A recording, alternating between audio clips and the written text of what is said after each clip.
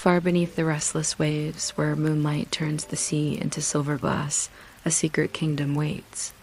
It is a place where pearls shine brighter than the stars, where dolphins sing lullabies through ancient halls of coral, and where time itself drifts as slowly as the tide.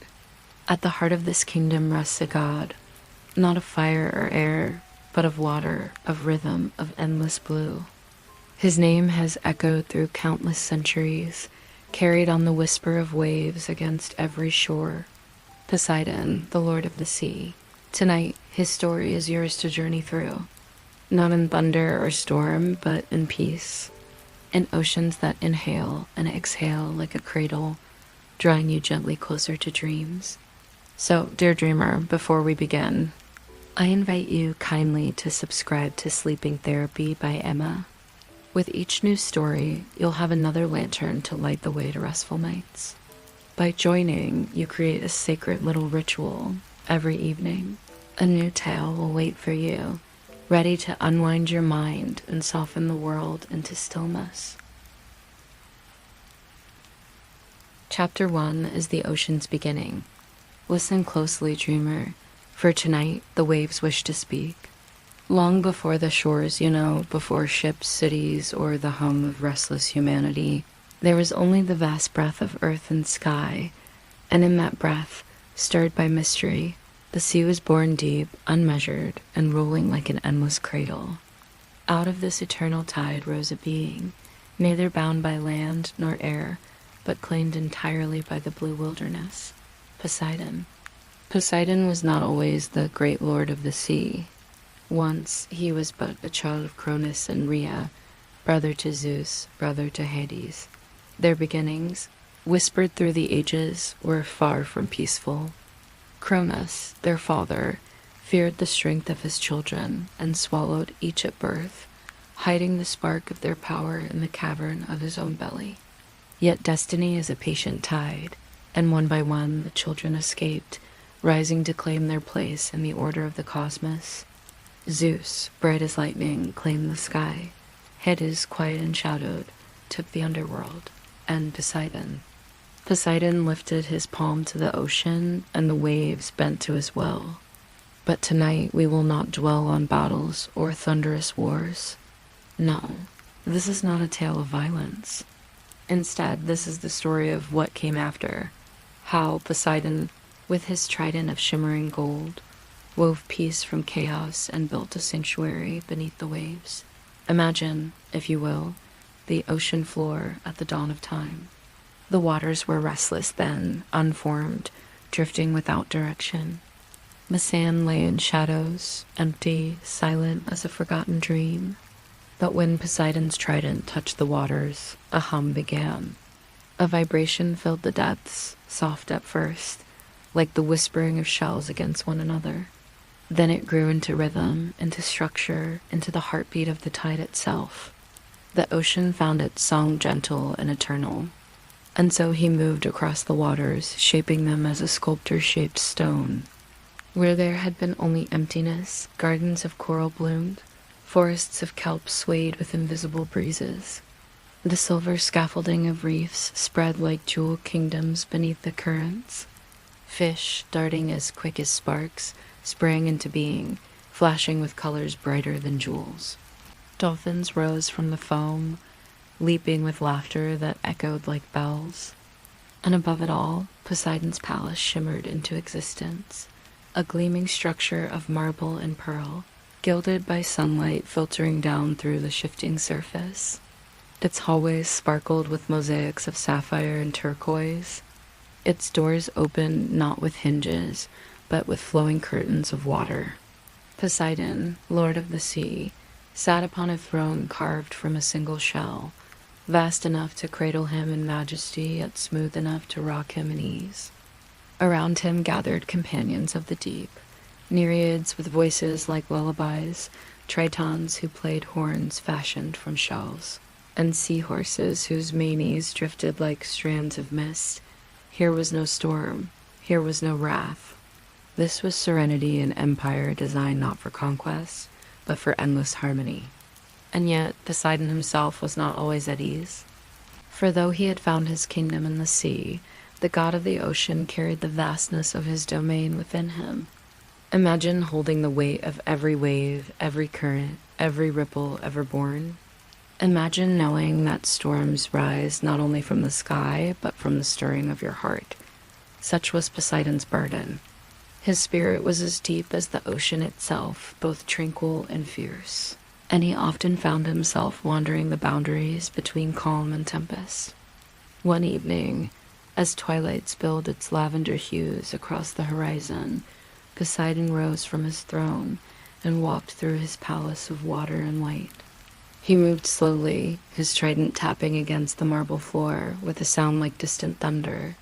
But there was no war here, only pondering.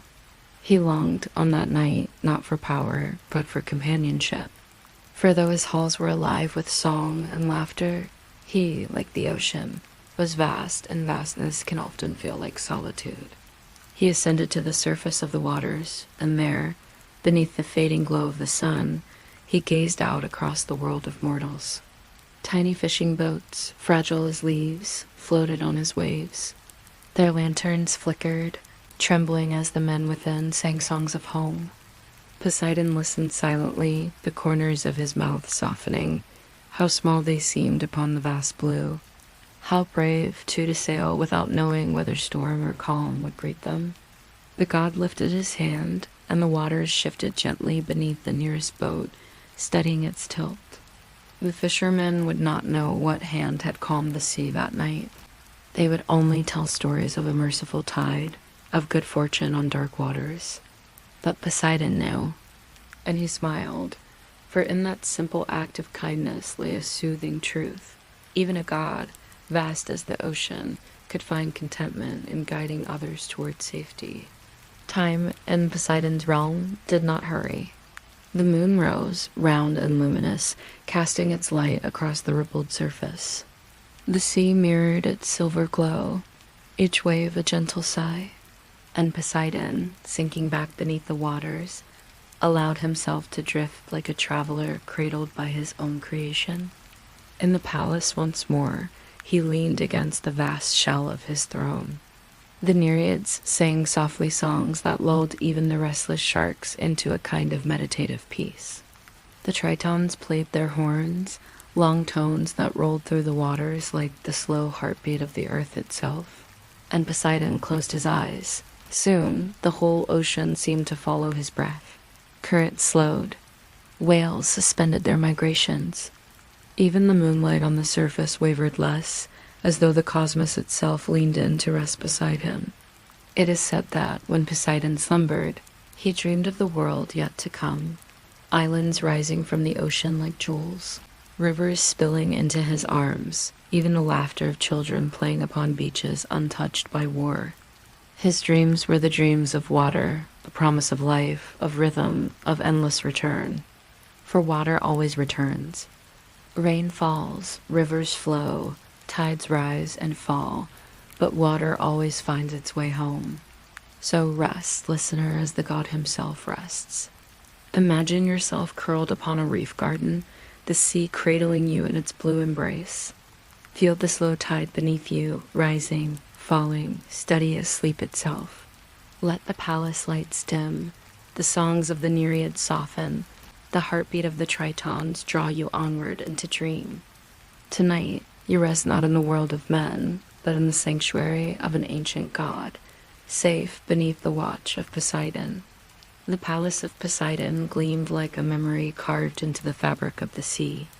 Its walls breathed with light, its floors shimmered with mosaics that shifted as though alive with tide and current.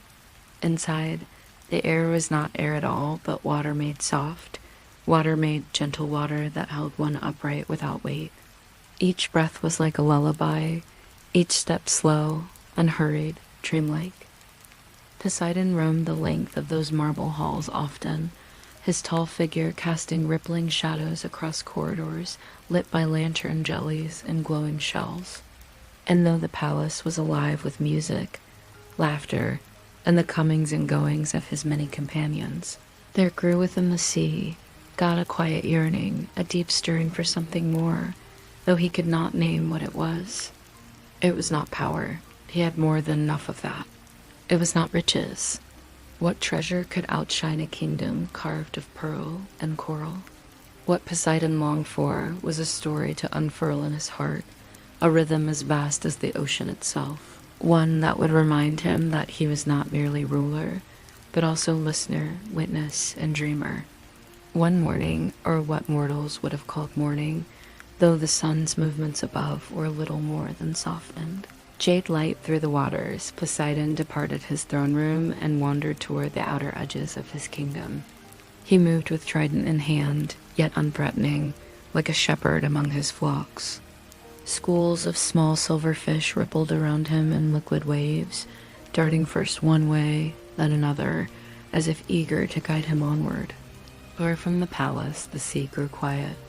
No Triton horns played, no nereid voices sang. The silence stretched like velvet all around. It was in such stillness that Poseidon felt both immense and small, master and student at once. He followed the soft shifting sands until the land beneath sloped downward into the deep, an abyss where night gathered even in full day. The god gazed into that dark, listening. From the abyss rose a sound low, resonant, almost imperceptible. It was the kind of sound a mortal might mistake for silence until they paused, listened deeply, and suddenly realized that ocean itself was singing. It was old, older than his throne, older even than himself. A heartbeat echoing from the floor of the world. Poseidon lowered his trident, planting it into the sand. Its golden tips glowed like stars beneath the water. What song is this? He thought quietly. It is not the voice of Nereid or Triton. It is not the music of my companions. The song belongs to the sea beyond myself. What secrets are hidden in its waves? Drawn by wonder, he stepped lightly through the shadowy water, descending ever deeper. Around him, strange creatures emerged, beings without form as mortals would know it. Long transparent shapes that glowed with inner light. Fish with lanterns dangling from their heads. Great turtles that moved with the patience of centuries. Each came and went as though paying homage to their lord, yet also reminding him their lives were theirs, not his. The ocean was vast enough for all. As he sank into the depths, the hum became more distinct. It was not a single note, but many woven together, like countless voices singing one song, like waves crashing, reforming, and returning again. He realized it was the tide itself, the everlasting pull and release, the eternal hush. Poseidon spread his arms, and for a moment, even a god felt embraced by something greater than himself.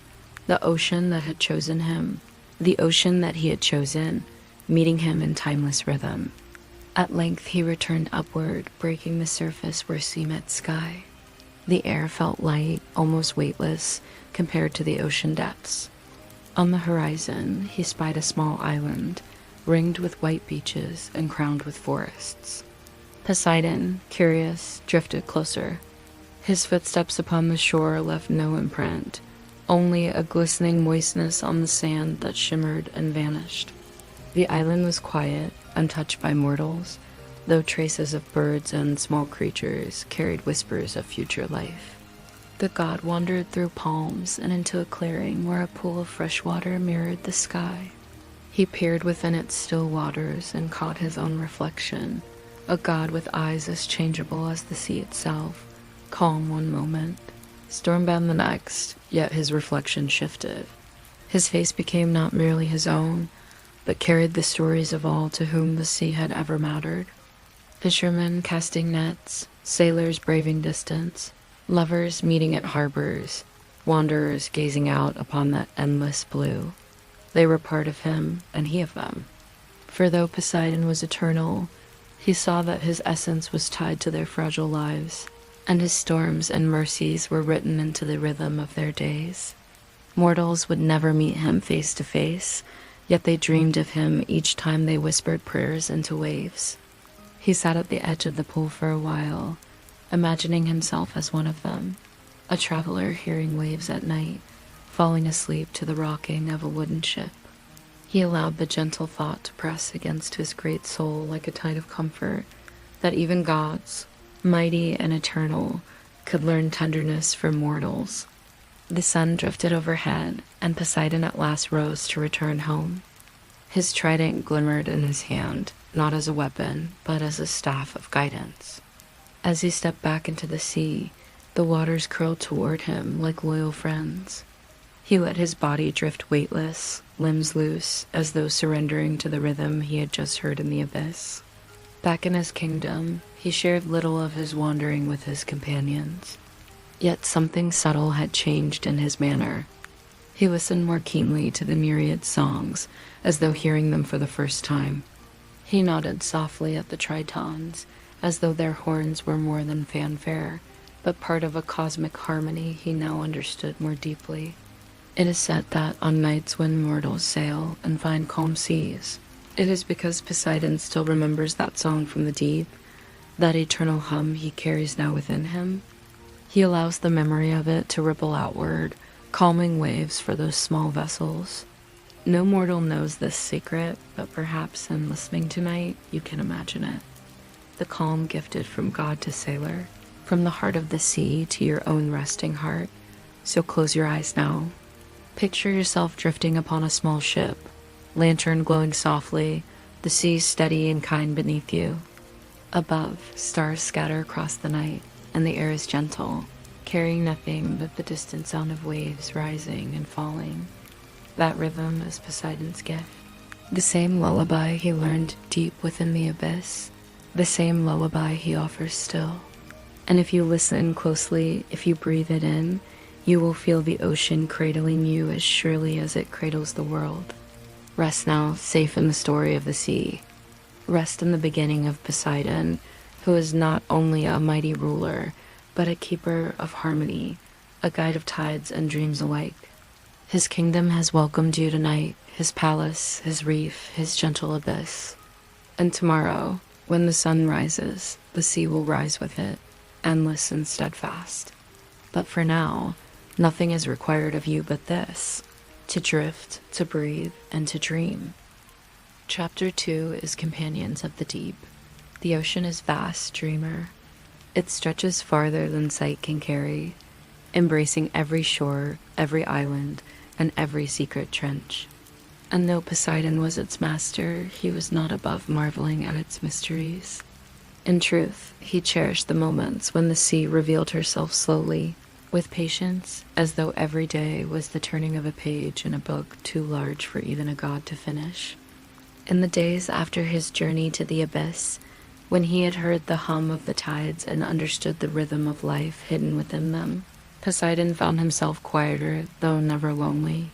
His silence was not emptiness but reflection, a stillness like the sea when clouds clear and the sky is mirrored perfectly in its calm surface. Often, when myriads swam past him in play or a triton sounded their horns in triumph, he smiled faintly, though he carried a gaze that seemed to rest on horizons invisible to others. One such day, Poseidon walked the floors of his palace and considered the vastness of his realm. It is not right that these treasures remain unseen, he thought to himself, his voice echoing softly, absorbed instantly by the water around him. The sea does not exist only for my throne. It is for all who dwell within it. To rule is not to hold, but to share. Moved by this gentle conviction, Poseidon summoned the creatures of the ocean. From shallow reef to deepest canyon, they swam toward his call. Whales, large and ancient, circled near and exhaled columns of bubbles like fountains of joy. Dolphins clicked and spun, eager to gather. Jellyfish drifted like floating lanterns. Even the smallest shrimp left their sandy burrows. When they gathered, the sea seemed alive not with chaos but with unity, each being drawn into the great current of Poseidon's vision. He placed his trident upright before him and spoke softly, though the ocean carried his words like waves to every fin and shell. This realm is not my possession. It is my guardianship, and it belongs to you as much as to me. The currents are your roads, the kelp your shelter, the reefs your kingdoms. From this day forward, the sea will be your endless sanctuary. Flow through it, sing in it, rest in it, and know that I am not only your ruler, but your companion." With that, Poseidon raised his hand, and a gentle vibration moved outward, far beyond any courtly pronouncement. The vibration stirred coral to bloom more brilliantly, caused eggs in hidden nests to hatch safely, and sent warmth flowing even into the darker trenches of the sea. It was a blessing, not of dominance, but of care. The ocean grew quieter afterward, as though the very waters themselves bowed in gratitude. From that day on, wherever Poseidon traveled, creatures swam freely beside him. Dolphins matched his stride with somersaults. Whales followed with the trust of children beside a parent.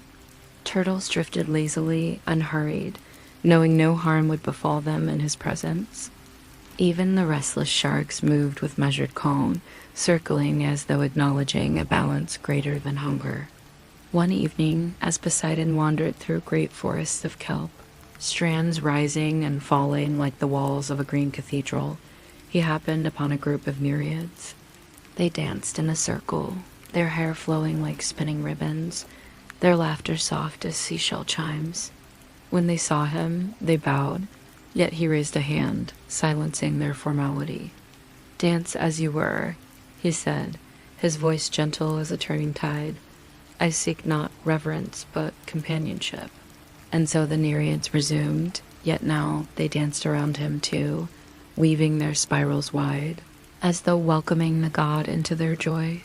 Poseidon watched in wonder, realizing that the sea's music was not only in the still hum of its depths, but also in these small, tender expressions, the laughter of companions, the play of movement against water. The nereid songs wove around him, describing tales of surf and shore, of seashells scattered by tides, of moonlight spilling across the open ocean. Poseidon listened deeply.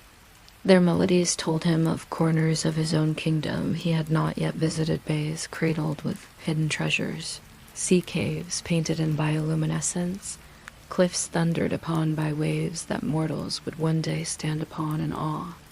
The god found his spirit lifting, his vastness no longer solely solitude, but mingling with the voices of others.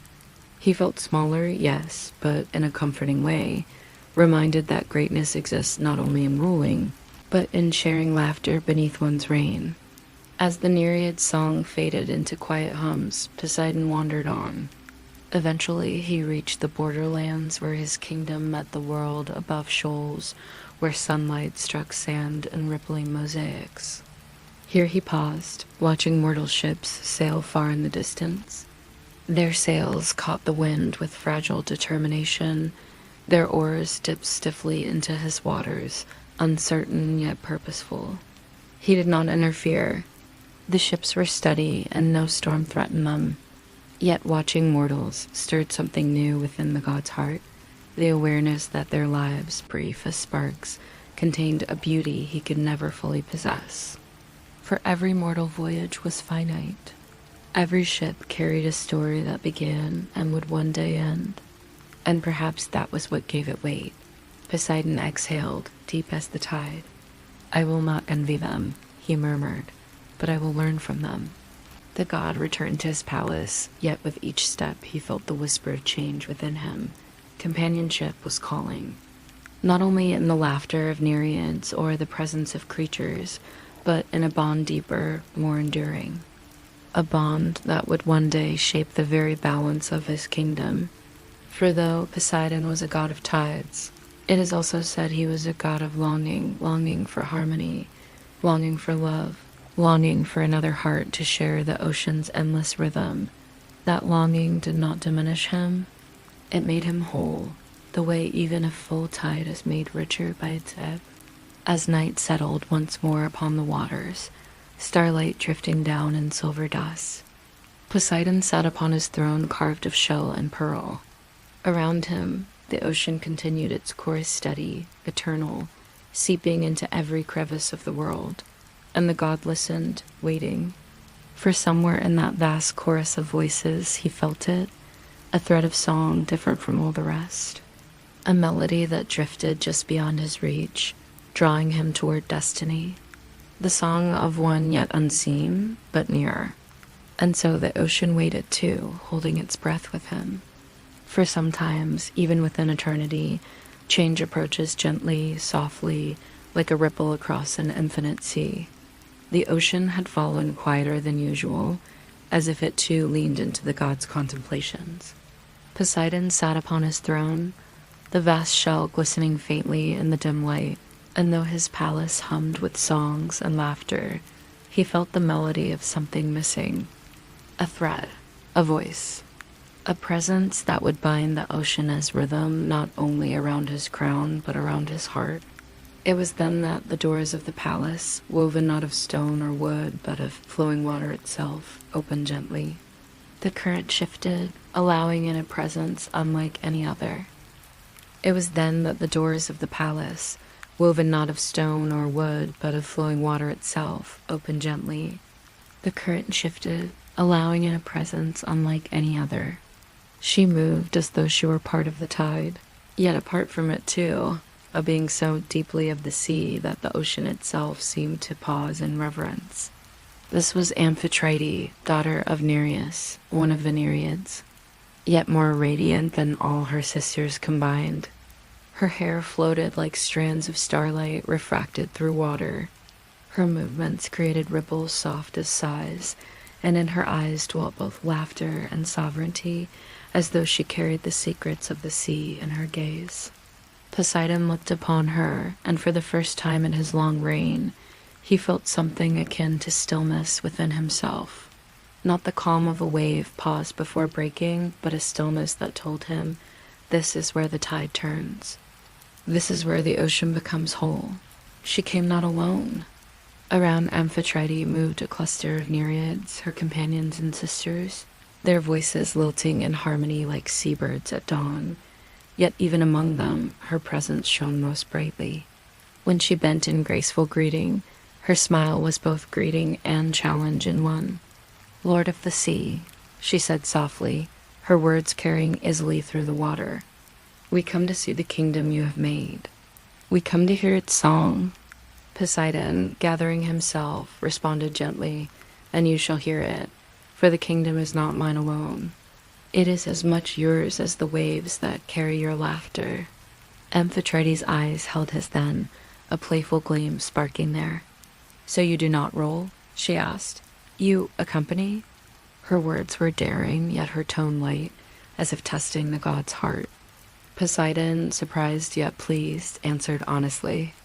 I rule, he said, and yet to rule as tyrant is to silence the sea.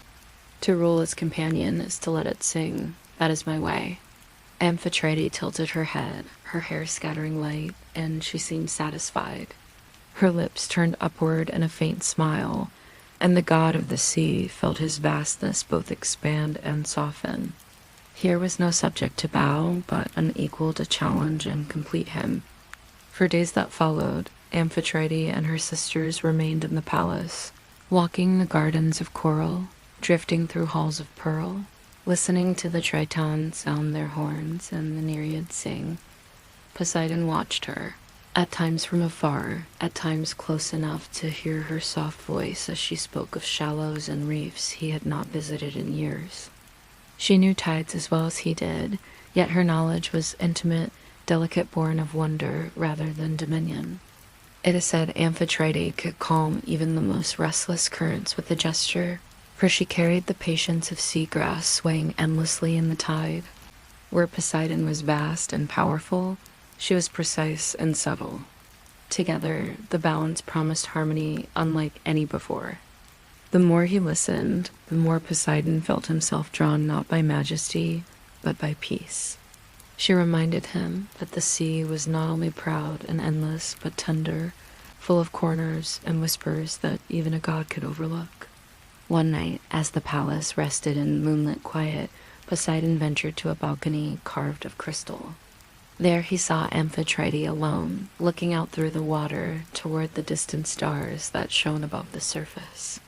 You watch the stars as though they belonged to you, Poseidon said softly, approaching. Amphitrite turned gracefully, not startled, only amused. I watch them as though they belong to us, she replied. For the stars fall into the sea when they tire. They sink and glow here, among us, don't you see? The heavens and the ocean share one sky. Poseidon considered her words.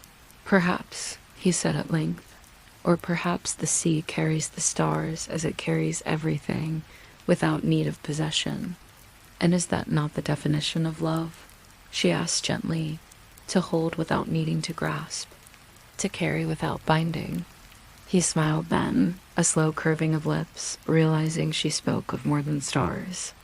For many nights afterward, their conversations deepened, and every word Amphitrite spoke seemed to sink within Poseidon like a pearl cast into still water. He was not a god easily shaken nor easily softened, yet something about her presence turned even his storms into rain, his waves into rhythm. And in her, Amphitrite saw more than a sovereign. She saw a soul equally restless and longing, capable of gentleness despite the rumblings of power within. She saw a god who listened not only to the hum of the abyss, but to the smallest songs of fish and reef. When she laughed, the ocean grew brighter. When she sang, the whales rose closer to the palace. When she swam, the dolphins followed, eager to play. It seemed as though the sea itself recognized her as queen, even before Poseidon spoke the words. And so it was that, between the tides and beneath the stars, Poseidon and Amphitrite discovered within one another a companionship beyond companionship. He, the vast wave. She, the subtle ripple. He, the throne of shells. She, the light that shimmered upon it. Together they formed a bond that quieted the loneliness of eternity. It is said that in those early days, when they swam side by side along kelp forests, the water carried their laughter out into the world above. Mortals, drifting in ships upon calm seas, claimed they heard echoes of song music not theirs, music of gods. They sang of it later in myths and prayers, that none knew they were hearing simply the joy of Poseidon and Amphitrite finding each other. So, listener, hold this in your heart. Even the deepest oceans yearn for companionship. Even the mightiest tides dream of gentler ripples. And even Poseidon, lord of waters, found his calm not in solitude, but in sharing his rhythm with another. Close your eyes now. Imagine drifting through those same palace halls beside them. Amphitrite smiles softly to you, guiding you past glowing jellyfish lanterns, past reefs blooming with violet coral. Poseidon walks at your other side, trident steady, steps heavy yet peaceful. Between them, you feel safe on all sides, watched and cared for by the sea itself. Above, stars send down their silver light, falling like pearls into the water. Below, the abyss hums with its eternal song. And in the center of it all, you rest part of the harmony, part of the dream. Tonight, as you listen, let your breath rise and fall with the tide. Inhale, feel the wave arrive. Exhale, feel it recede. Inhale, the ocean draws you close. Exhale, the ocean lets you drift. This is Amphitrite's rhythm, Poseidon's rhythm, the sea's rhythm. A rhythm of companionship, one that will carry you like a gentle current toward the shores of sleep. For their story has only begun, dear dreamer, and so has yours. Rest now, safe in their embrace. Rest upon the sea. Chapter 3 is harmony beneath the waves. The ocean knew a new rhythm now. Where once Poseidon's presence had been the sole current guiding its destiny, now Amphitrite's influence wove through it like a soft thread of light, binding the waters into harmony. Together they were not two rulers, but two halves of a song, one powerful and commanding, the other subtle and enduring. And the sea, like all things alive, thrived upon balance. Day by day their bond grew, until it could no longer be separated from the ocean itself. Poseidon, whose trident could command storms or summon calm, found that he no longer sought to wield his power in displays of majesty. Instead, he held it as one holds a sleeping child with strength, yes, but also gentleness. And Amphitrite, ever the quiet flame upon the water, ensured that his vastness never turned to solitude again. The palace reflected their union. What once gleamed with cold magnificence now bloomed with warmth. Gardens of coral blossomed more brightly than ever before, stretching across courtyards like living tapestries. Pearls seemed to grow larger, their luster soft as moonlight, as though even the shells themselves wished to echo Amphitrite's glow. Music flowed constantly through the halls, not from order or command, but because the Nereids and Tritons felt joy simply by dwelling in this new harmony. One evening, Poseidon and Amphitrite wandered side by side through those pearl-gleaming halls. Their steps did not stir much sound. Instead, the water carried their movements outward like ripples, as though the ocean itself were listening. They spoke little, for true companionship rarely needs words. Yet the silence between them was rich, the kind of silence that carries comfort, not absence. When at last Amphitrite broke the quiet, her words were soft. "Do you hear it, my lord?" Poseidon tilted his head, listening. From far away, drifting through distant currents, came the sound of whale song low, resonant, stretching across hundreds of leagues. It pulsed slowly, deep and resonant, echoing like the heartbeat of the sea. "Yes," Poseidon murmured. "It is their hymn to the ocean." They sing of journeys across endless waters, of secrets below the trenches, of stars reflected in the waves. Amphitrite's smile was faint but luminous. "It is also their hymn to you and to us. Creatures know when peace reigns. Their voices carry gratitude." Together, they paused to listen. Imagine it, dreamer, those vast throats sending resonant tones through miles of water. Tones so deep, they vibrate not only against the skin, but against the heart itself. Imagine lying still in that cathedral of sound, rocked gently by the ocean while the hymn of whales becomes your lullaby. And there stood Poseidon and Amphitrite, listening not as rulers, but as companions to the countless lives that dwelt within their care. The days turned into seasons, though underwater, the passing of time was marked less by leaves and more by tides. While mortals measured years by harvest or snowfall, Poseidon measured by migrations. The sweep of silverfish like rivers moving across the world, the return of great turtles to their ancient nesting grounds, the upward drift of plankton, glowing like spilled constellations. Amphitrite cherished these changes and often coaxed Poseidon from his high throne to witness them alongside her. "Come see," she would say, tugging gently at his hand. "Every current, every creature tells a story. Do not let them flow unseen."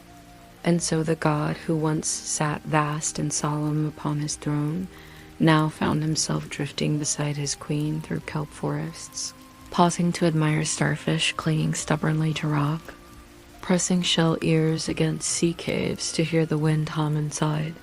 His majesty remained, of course, but softened like a cliff whose sharp edges have been rounded smooth by years of tender waves. One night, as mortals slept above and moonlight painted silver upon the open water, Amphitrite swam with Poseidon through the outer edges of his domain. The sea was warm, touched by currents from distant shores. Creatures stirred beneath them, brilliant fish with scales of emerald and sapphire, seahorses no larger than a thumb, eels winding like ribbons of shadow. Yet what captured their attention most was not the creatures, but the ocean's eternal motion, tides inhaling, tides exhaling. Amphitrite paused, folding her hands before her. "Do you ever wonder," she asked gently, "why tides move the way they do? Why the sea leans toward shore, then withdraws?" Poseidon's answer was instinctive. "It is pushed by my will, by rhythms set in place long ago." But Amphitrite shook her head slowly, her hair moving around her like drifting silk. "Perhaps, but I think it is also a memory." "A memory?" Poseidon asked, intrigued. "Yes," she whispered. "The tide is the ocean remembering the land and remembering to return. Leaving, but always coming back. Love is like that, don't you think? Not always close." but always returning. The god was silent for a long while. Then at last he nodded, and though Poseidon was rarely moved by poetry, her words pressed themselves into him deeply, like pearls forming within an oyster. And so it became among them a symbol, each rising tide, a reminder of departure and return. Each ebb and flow, a promise whispered again and again, that though the ocean is vast, its heart always comes home. Years passed in such fashion, though to Poseidon and Amphitrite, years were more like moments, stitched together by tides and songs. Together they created not only a harmony for the sea, but a reassurance for mortals as well. For storms grew fewer in those years. When they came with reason abrupt yet necessary, cleansing and reshaping, never endless, never cruel. Sailors who braved the seas during that age spoke in awe of favorable winds and merciful currents. And though they did not see the gods, they felt their touch in every gentle wave that carried their ships onward. In port towns and along beaches, mortals began to leave small offerings, shells arranged in patterns, cups of wine poured into the surf, wreaths of flowers cast upon waves. They spoke prayers not only to Poseidon, whom they had always feared, but also to Amphitrite, whose name they uttered with gentle tones, as though calling upon the mother of calm seas. These offerings drifted downward, settling upon the ocean floor, and Poseidon sometimes wandered to see them. A wreath of daisies floating into the palace gate, a clay cup nested among coral, a small carved figure of a sailor kneeling before a god. He bent to lift these gifts, simple as they were, and kept them carefully in a chamber of the palace devoted not to treasure, but to memory. There, he and Amphitrite would wander some nights, gazing at mortal offerings. "They speak to us with what they have," Amphitrite whispered once, running her fingers along the rim of a shell. "We do not need their riches. This is enough." Poseidon agreed, and in those moments, he felt less the lord of an ocean and more the keeper of a relationship between sea and shore, a sacred dialogue whispered between god and mortal, tide and sand, and so the ocean learned harmony. No longer was it a kingdom ruled by power alone, but a kingdom cared for by two hearts entwined. And in the stillness of those days, Poseidon knew that his longing had come to rest, not drowned by vastness, but carried by companionship.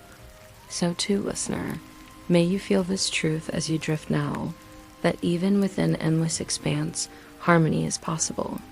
Even a restless wave may find its rhythm. Close your eyes if you have not already. Hear the song of whales, the ring of Triton horns, the hush of gentle tides inhaling and exhaling. This is the story of Poseidon and Amphitrite, but it is also the lullaby of oceans themselves, binding you in their care. Rest, dear dreamer. Let the tide carry you home. The ocean, once bound only by Poseidon's strength, now pulsed with the tender resonance of two hands joined in guardianship. It was no longer a single voice, but a duet, his deep as thunder rolling across distant storms, hers clear as silver bells beneath starlight. Together, their harmony threaded itself not only through the palace or the waters close by, but across trenches, shoals, and far horizon currents. The sea had become a kingdom of companionship. It was in those quiet years that Poseidon and Amphitrite wandered further than ever before.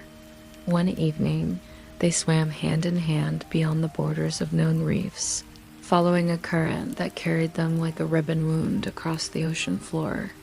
They drifted past towering pillars of volcanic stone, past canyons so deep they seemed to whisper to eternity, past fields of glowing plankton casting shimmering constellations beneath the waves. Everywhere they passed, the ocean brightened. Fish that had hidden in shadows scattered joyfully into currents. Corals opened their fronds to catch the light of passing bioluminescence. Even the darker creatures of the abyss moved with unusual calm, recognizing the touch of their sovereigns. Amphitrite paused at one such trench where anemones pulsed with soft light. "This place," she whispered, "is beautiful but forgotten." Poseidon tilted his head, trident gleaming faintly beside him. "Then let us remember it. Let us give it voice." He touched the trident lightly against the ocean floor.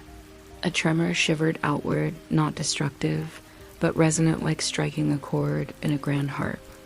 The anemones brightened, scattering glittering spores into the water. Amphitrite raised her arms and guided those drifting sparks into patterns, shaping them into rings and spirals that lingered in the quiet dark. Soon, the trench no longer felt lonely. It sang with gentle light, a sanctuary fashioned by their combined will. From then on, other creatures gathered there, turtles finding rest among the rocks, dolphins weaving through the glowing spores like dancers, even small schools of mortals fish that would one day fill nets. The sanctuary lived, a gift from Poseidon and Amphitrite, a place where the rhythm of the sea could always be felt. Again and again, they repeated the act across the ocean. In a cavern where water dripped slow and echoing, Amphitrite painted the walls with coral colors, while Poseidon filled it with currents like sighing wind, a cave of whispers for weary travelers. On volcanic ridges, they calmed vents that roared too fiercely, softening them into warm, life-giving waters where new creatures could thrive. Beneath shallow bays, they guided sand to form patterns, spirals seen only from above, so that mortals sailing over would believe the sea carried hidden sigils of love. Each place became more than geography. Each place was story, sanctuary, song. Poseidon, who had once seen his role as dominion, began to understand it now as symphony, power not to conquer, but to guide many voices into one harmony. Amphitrite reminded him when to soften, when to listen, when to let creation bloom without interference. And together they ensured the sea grew vast not with silence, but with companionship. Meanwhile, mortals above continued with their fragile journeys across wooden ships and narrow harbors. They never saw the gods directly, yet their prayers drifted steadily down into the deep. One spoke softly into the waves before leaving shore, asking for safe passage.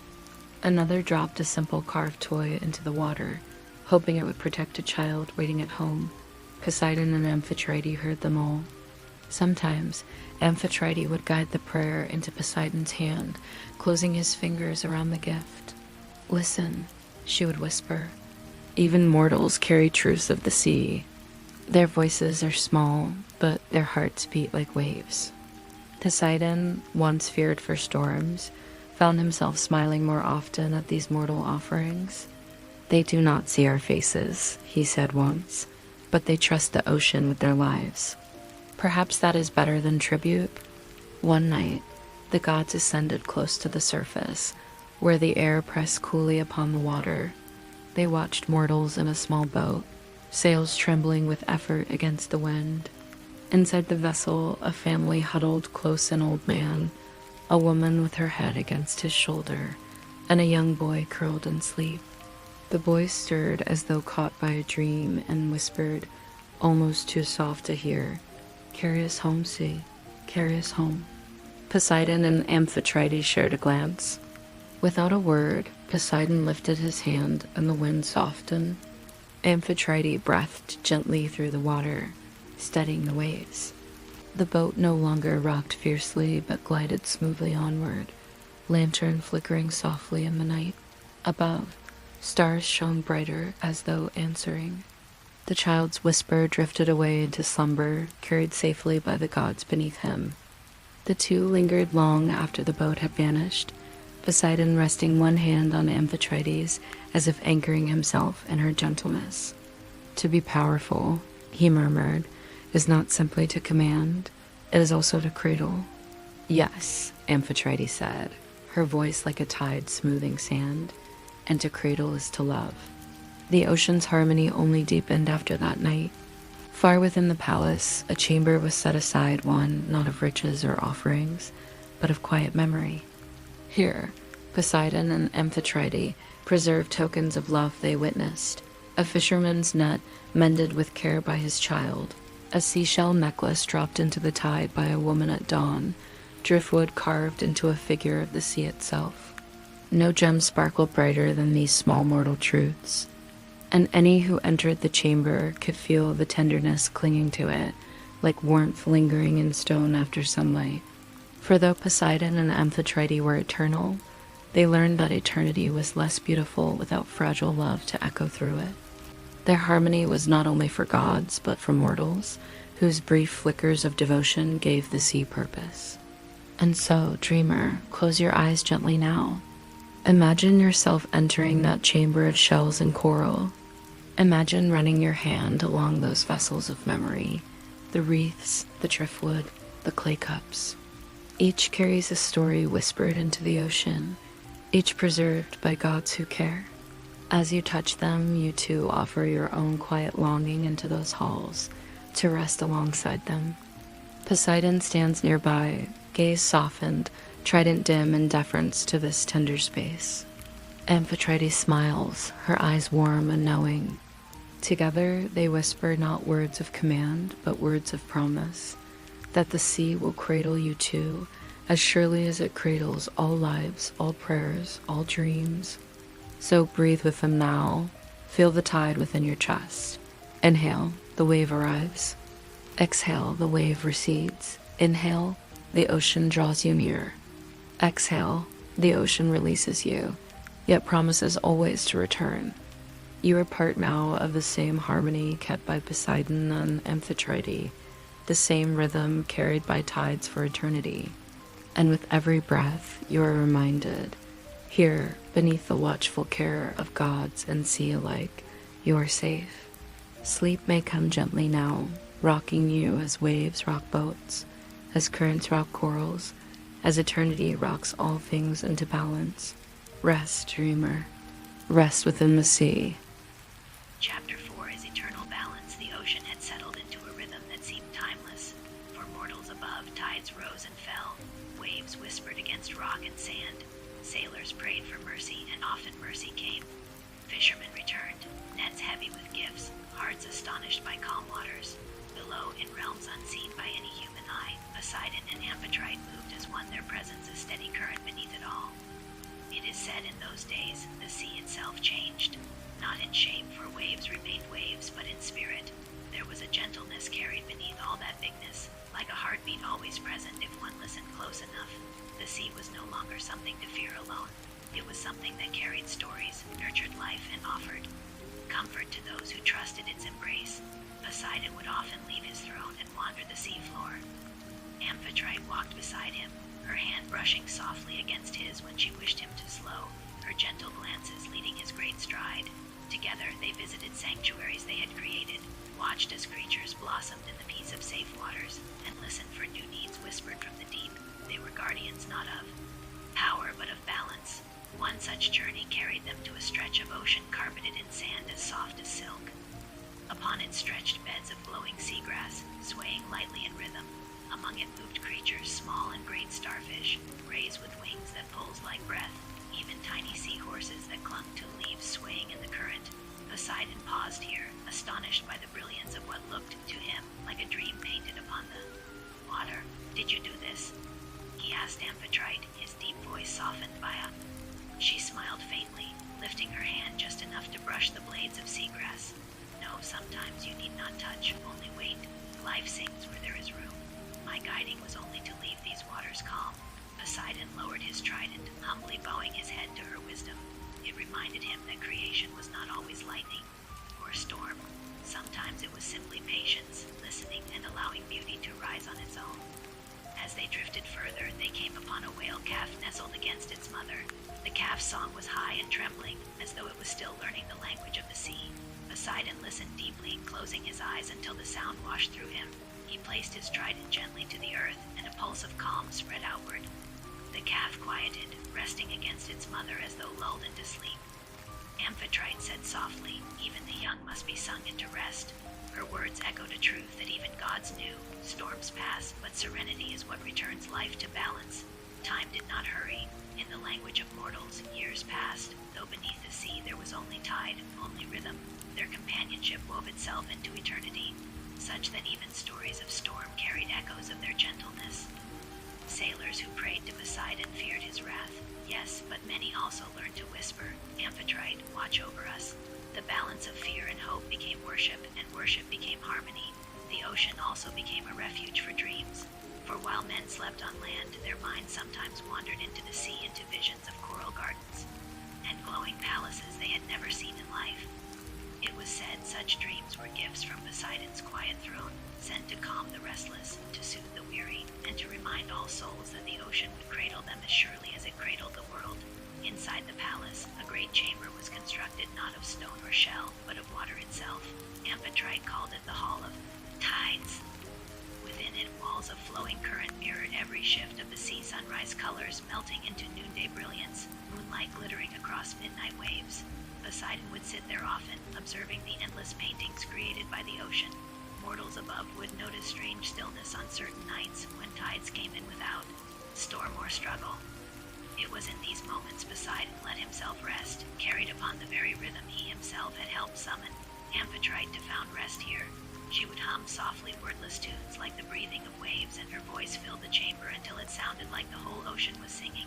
Poseidon listened in reverence, never interrupting, for he knew her voice was not for him alone, but for every creature who slept beneath their care. He liked to think mortals drifting to sleep by the sea could hear it faintly in their dreams, the lullaby of Amphitrite woven into water itself. Again and again they returned to the chamber. Again and again they listened. Again and again they let the tides remind them that even gods could be cradled, and that is the secret of Poseidon. Dreamer. Though he held storms in his palm and commanded tempests with a thought, the truest part of his dominion was this quiet balance, the willingness to guard, to soothe, to cradle, to dream. Now listen closely. Imagine yourself entering the Hall of Tides. You hear nothing harsh, only the sigh of water against water, the ebb and flow turned into a choir. Pearls glimmer faintly along the floor, guiding your steps as softly as lanterns. At the center, Poseidon waits, immense yet serene, his trident resting lightly at his side. Amphitrite stands nearby, her hair shimmering like strands of flowing moonlight. Together they smile upon you, not as rulers demanding, but as companions to those who know the rhythm of tides and breathing. They invite you to sit, to feel. The water embrace you not as weight, but as lightness. You close your eyes. Around you, currents move like lullabies. You fall into rhythm, heart slowing, thoughts releasing, body loosening as though carried gently by an unseen tide. This is their gift. This is their eternal song. Stay here for a time, dreamer. Let eternity fade into breathing. Let the waves rock you closer and closer to sleep. Remember, the ocean does not stop.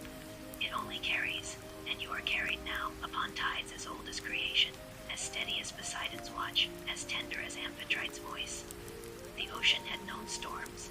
The ocean had known silence. But now, because of Poseidon and Amphitrite, the ocean knew peace that pulls through its depths like a steady heartbeat. It was not a piece of still water alone. Sometimes waves rolled high. Sometimes winds chased clouds boldly across the sky. But beneath it all lay presence. A promise. Poseidon's trident rested now not as a weapon, but as a staff of rhythm, sustaining order. Amphitrite's voice carried not only through palace halls, but across currents, softening even the farthest trenches with song. Together they were the balance of the sea, strength cradled by gentleness, endlessness balanced by return. Creatures thrived in every corner of their care.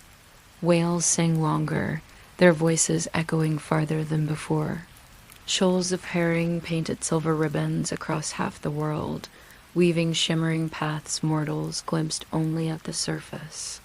Coral fields spread into vast rainbow carpets lit by bioluminescence, growing brighter with years. Mortals continued to sail warily upon the sea, but many whispered prayers not with fear, but with trust. They had begun calling Amphitrite's name alongside Poseidon's, binding God and Queen together in memory and devotion. Such whispers drifted downward like threads of light, woven carefully into the ocean's body. One evening, Poseidon and Amphitrite wandered far into those woven threads of devotion. They moved quietly across the floor of their endless realm until they came to a canyon, deep and shadowed. No one had asked for them here, No prayer called them. Yet the sea's secrets whispered always, and the two listened. From below came faint glow, not daylight, not firelight, but a gathering of plankton, glowing softly in rhythm. Amphitrite placed a hand against Poseidon's arm. Do you see? Even places untouched by mortal eyes carry their own prayers. Poseidon gazed into that dim canyon. It is their hymn, he said softly. The song of silence turned into light. Together they remained in silence, cradled by quiet glow. And it was there Poseidon felt, more deeply than before, that guardianship was not about thunder, but about listening. Listening to mortals who prayed with shells, to whales that sang across leagues, to corals blooming unseen, to the silence of plankton spilling gold across shadow. He closed his eyes and he breathed with the tide. Amphitrite's fingers slipped between his, steady, certain. The ocean pulsed, eternity studied within them both. In those years, mortality was fleeting above, yet endless below. Civilization rose and changed.